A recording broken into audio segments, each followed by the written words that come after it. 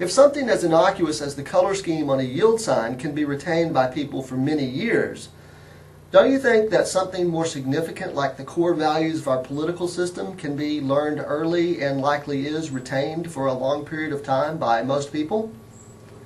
I mentioned earlier that many scientific studies concur on the importance of early learning. Indeed, some psychologists and sociologists have argued that very early learning, perhaps the first 5 years of a person's life, is most critical to the formation of their value systems. Given the evidence supporting the primacy and structuring principles, which agent of the socialization process do you believe is most significant with respect to the transfer of political values? Let's ask that question a bit differently. To which social institution are most of us exposed early in our lives on a sustained basis? Traditionally, for most Americans, the answer would have been the family.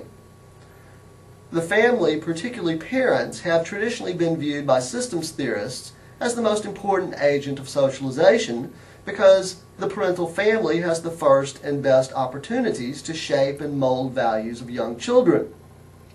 Systems theorists contend that there are two distinct value transfer processes which families engage: direct value transfer and indirect value transfer. The distinction between the two have to do with the nature of the values that are taught by the families. Direct value transfer involves values that have a direct political context, such as party identification and views on public policy issues. Children as early as perhaps the 3rd or 4th grade have a tendency to identify with the same political party as their parents. Many of you probably recall participating in a mock presidential election in elementary school. Believe it or not, there are political scientists who study the results of mock presidential elections. One of the things they tell us is that the results of the mock election in the elementary school is a fairly good predictor of how the results of the subsequent actual voting will break down in the precinct in which the elementary school is located. Is this because parents are somehow modeling their behavior after that of their children? If you are inclined to commit the post hoc fallacy, you might reach that conclusion. But our intuition tells us that it is probably the children who are modeling their behavior on that of their parents, even though the mock election is usually held before the actual election. Do parents sit their children down and say, "Listen, I understand you're having a mock presidential election today. In this house, we're Republicans. We expect you to vote Republican, and if we find out you didn't, you're in big trouble, mister." Well, maybe that occurs in a few families.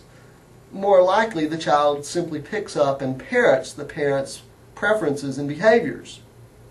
It's really no different than any other area of child rearing. There is some evidence that parents can influence their children's views on public policy issues as well. What do you think this child's view will be on gun rights when she grows up? How about the child to be born to this woman?